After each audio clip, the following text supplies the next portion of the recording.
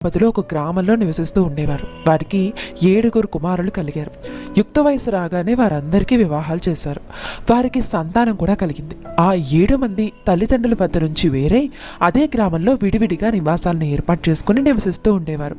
తమ సంతానం బాగా ఉండాలంటే పోలాలంబ అమ్మవారిని శ్రావణ మాసంలో అమావాస్య నాడు పూజిస్తూ వ్రతం చేయడం మంచిదని ఎవరో చెప్పగా విన్న ఆ 7 మంది శ్రావణ మాసం కోసం ఎదురు చూస్తూ ఉండేవారు.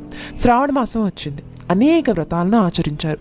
చివరి రోజైన అమావాస్య నాడు పోలాంబ వ్రతం ఆచరించేందుకు అవసరమైన ఏర్పాట్లు చేసుకున్నారు. 7 కోడళ్ళు ఉత్సాహంగా వ్రతం చేసేందుకు సిద్ధమయ్యారు. వ్రతం నాటి ఉదయాన్నే 7వ కోడలి బిడ్డ మరణించింది. ఫలితంగా ఆ రోజు వ్రతం చేయలేకపోయారు. మరుసటి సంవత్సరం వ్రతం చేయడానికి ప్రయత్నం చేశారు. కానీ మళ్ళీ ఆ సంవత్సరం 7వ కోడలి మరో బిడ్డ చనిపోవడంతో వ్రతానికి ఆటంకం ఏర్పడింది.